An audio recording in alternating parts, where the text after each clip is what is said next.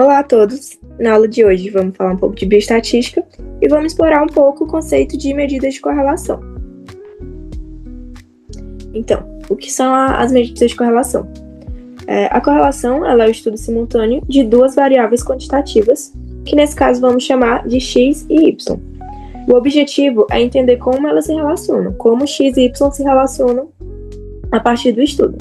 Então, essa correlação pode ser positiva, que ocorre quando x e y eles apresentam variações no mesmo sentido. Se x aumenta, y tende a aumentar. A gente pode dar como exemplo um estudo que é feito sobre o tempo de estudo de determinado aluno e o resultado que ele obtém uma prova, uma nota. Provavelmente a gente vai achar uma correlação positiva nesse estudo. Essa correlação pode ser também negativa, que ocorre em sentido contrário. Então, se x aumenta, y vai tender a diminuir. Por exemplo, o nível de atividade física de uma pessoa e a frequência cardíaca em repouso dela. Esse dado provavelmente vai ser achado uma correlação negativa. A gente pode ter também uma ausência de correlação, que ocorre quando x e y não se relacionam dentro dos dados dos valores obtidos.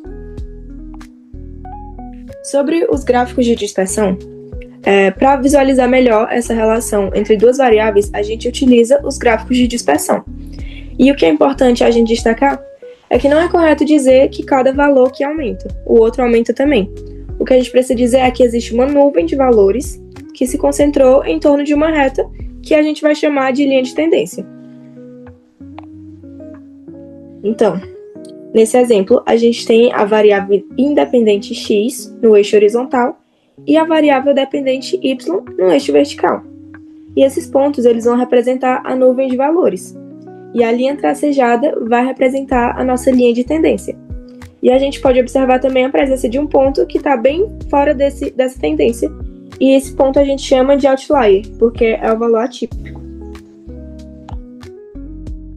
Então, nesse primeiro exemplo, vocês podem observar como os pontos eles estão muito próximos, quase que formando uma linha reta. Isso indica uma correlação positiva muito forte, porque os pontos eles estão quase formando uma reta e eles estão bem próximos, a gente consegue visualizar muito bem a tendência. Nessa nuvem de pontos aqui, a tendência de subida é clara, o que indica uma correlação positiva. No entanto, a gente consegue observar que os pontos eles estão mais dispersos em relação à linha de tendência.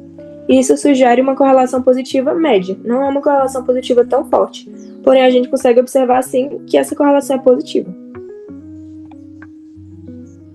Aqui a gente consegue ver a comparação visual dos diferentes tipos de correlação e de cada gráfico. Então, esse primeiro é um gráfico que não indica nenhuma correlação. Então, nesse caso, todos os dados obtidos eles estão meio que espalhados e não formam uma tendência clara. Na correlação positiva desse segundo gráfico, a gente consegue ver que a nuvem sobe e de forma forte. Na terceira, a gente observa uma correlação positiva média, em que a nuvem sobe, porém de um pouco mais espalhada, um pouco mais difusa, não segue exatamente a reta. E da mesma forma, a gente consegue observar o quarto e o quinto gráfico, que apresenta uma correlação negativa forte, os dados estão caindo, a tendência é cair. E no quinto, uma correlação negativa média, um pouco mais espalhada. Então, nós vimos a definição de correlação, positiva, negativa ou ausente, e como visualizar essas relações usando os gráficos de dispersão. A gente pode agora dar continuidade, introduzindo as medidas numéricas para quantificar essa relação. O que a gente chama de covariância e o coeficiente de correlação. Bem, eu vou dar continuidade aqui à segunda parte dessa apresentação, dessa aula, certo? Agora que a gente já viu como é que funcionam os gráficos, a gente vai tentar quantificar matematicamente as medidas de correlação. Bom, para medir o grau e o sentido da relação entre as variáveis, a gente vai utilizar duas medidas estatísticas principais. A primeira delas aqui é a covariância, certo? E a segunda, o coeficiente de correlação. Vou apresentar aqui as fórmulas da covariância agora. Elas parecem bem complicadas aqui de início, mas elas não são tão difíceis assim. Elas são bem simples a gente entender parte a parte. Reparem que aqui é uma fórmula para a população e outra para a amostra. Aqui a população é representada pelo sigma e para uma única amostra é representada pela letra S. O cálculo é basicamente idêntico, a gente muda apenas como a gente lida com o denominador. Enquanto aqui, para a população no geral, a gente usa só N, a amostra geral, e aqui, para para a amostra, a gente usa o denominador N-1. Mas olha como funciona cada sigla dessa aqui. Basicamente, isso aqui é o sigla de soma. Ele significa somatório. A gente vai somar o resultado de todos os pacientes ou observações. X, Y ou Y, I, eles são valores individuais das variáveis X e Y. Vocês vão entender mais para frente. Por exemplo, a altura de um paciente específico pode ser X e a circunferência do quadril pode ser Y. Vou mostrar um exemplo mais no final dessa aula. Enquanto o μx e μy representam a média dessas variáveis de X e Y. Então a gente vai basicamente aqui subtrair o valor da média, certo? E multiplicar com uma outra variável. A gente vai somar isso e vai acabar multiplicando aqui por este valor. A gente vai entender mais na frente como é que funciona cada um. N é o número total de observações, enquanto N-1 ele vai ser a subtração chamada de graus de liberdade, né? Ela é uma correção que a gente faz para que o cálculo da amostra seja mais preciso ao estimar a covariância da população. Bom, agora que a gente viu um pouquinho da fórmula, mas vocês vão entender essa fórmula mais no final dessa aula, vou falar agora sobre o conceito da covariância. Certo? Basicamente, ela vai medir como as variáveis X e Y elas vão variar. Como elas vão variar? De forma concomitante. Certo? O principal papel aqui da covariância é nos dar o sentido da correlação. Basicamente, se o resultado for positivo, a correlação é positiva. Se for negativo, a correlação é negativa. Mas ela tem um defeito, certo? Ela tem um defeito. Ela tem um forte defeito, que é o quê? O valor numérico dela não nos diz se a correlação é forte ou fraca, porque o número ele é influenciado pela unidade de medida. Por isso a gente precisa do próximo coeficiente, que é o coeficiente de correlação. Esse coeficiente de correlação ele foi descoberto por Pearson e ele foi usado justamente para resolver esse problema que eu acabei de falar da covariância. Esse coeficiente ele foi desenvolvido por Carl Pearson e é representado pela letra R. A grande vantagem dele é que ele vai padronizar o resultado. Ele corta as unidades de medida e o resultado sempre vai variar entre -1 a +1, podendo passar pelo zero. Mas como é que a gente interpreta o valor de R, o R de Pearson, chamado?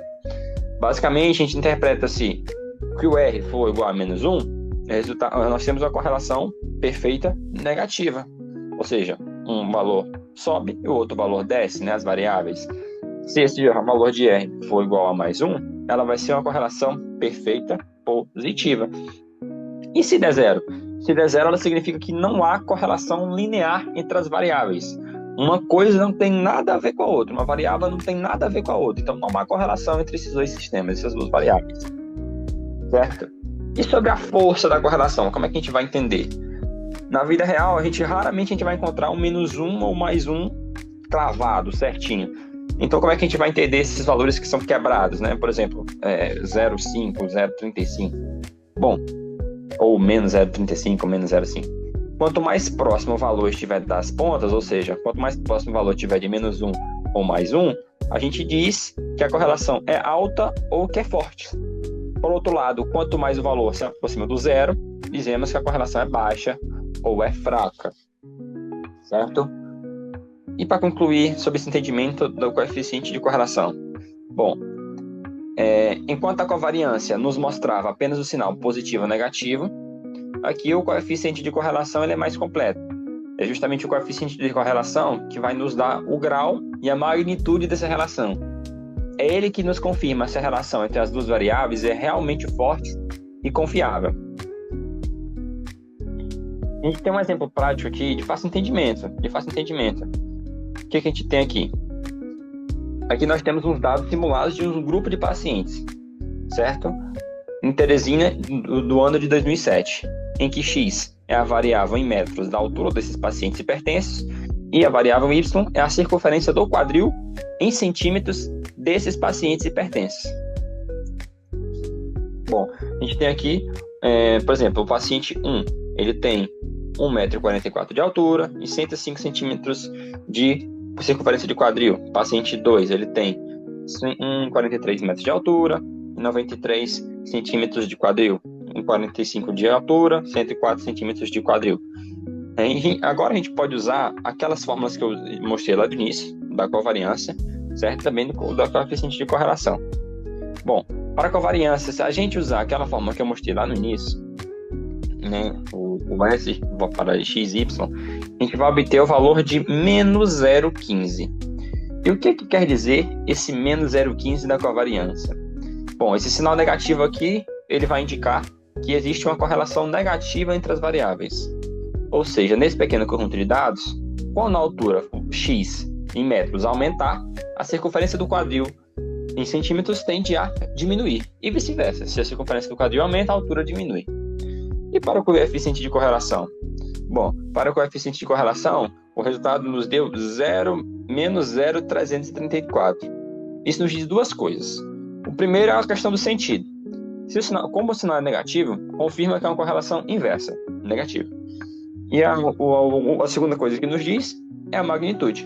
Como o valor 0,334 está relativamente próximo de zero, a correlação é considerada baixa ou fraca. Ou seja, o que se conclui a isso? Os dados da amostra vão sugerir uma relação inversa, mais fraca, entre a altura e a circunferência do quadril. Basicamente, o conteúdo era isso, e obrigado.